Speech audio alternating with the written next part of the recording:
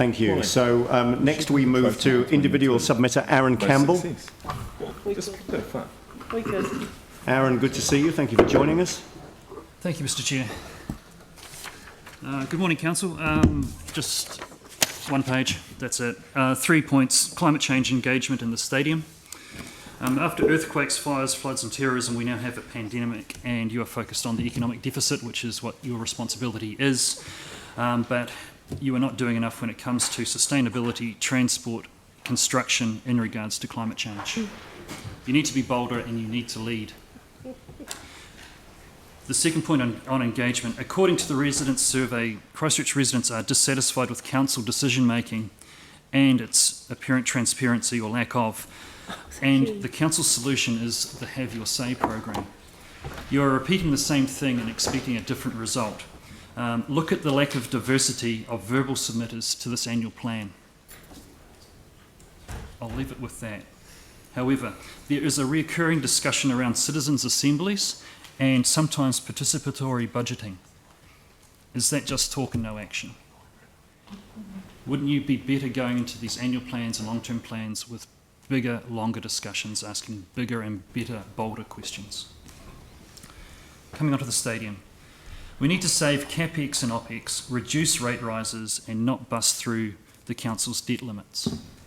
I agree Christchurch needs a new stadium, but the key tenant relies on ratepayers to subsidise their professional sport by not paying commercial levels of rent. They can't afford it anyway. Christchurch already has one white elephant. Admittedly, this council is not in charge of that. That's the government's responsibility. It does not need a second. How can you push ahead with a plan that was made up in 3 weeks back in 2012 in the current environment? Many things have changed since 2012. The 100-day plan I'm referring to, the 3 weeks of planning that went into that 100-day plan is what I'm referencing. Rescope the $500 million stadium, that's a minimum. Or rather build a covered stand stadium for half the price and use another $50 million to expand Horncastle Arena to 12,000 seats, matching the capacity of Auckland's Vector, and upgrade it with the tech required for esports. You can hold 2 major events on the same evening. KPMG Australia stated that stadia built there over the past 10 years, average cost per seat was $10,000. Why is the Christchurch Council budgeting twice that? $10,000 in Australia, $20,000 for our stadium. What is the repair and maintenance budget for the stadium? Is it 2 or 3% of capital? Is that $10 or $15 million per year? Where's that money coming from?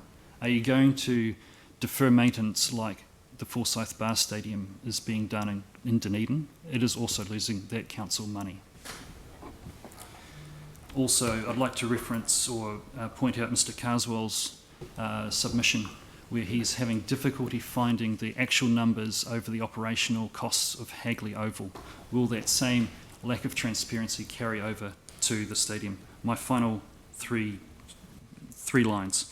Dr. Jan Wright, the former Parliamentary Commissioner for the Environment, taught cost-benefit analysis in public policy at Harvard. That's the JFK School of Government. Dr. Wright says that the Ernst Young cost-benefit on the stadium that the CCC paid apparently $500,000 for is wrong. Could it be that they told you what you wanted to hear? Thank you very much for your time. Thank you, Aaron. That's filled the whole 3 minutes, so we don't have time for questions, but thanks very much indeed for coming along, sharing your thoughts with us. Thank you. I'll leave it to Mark. He's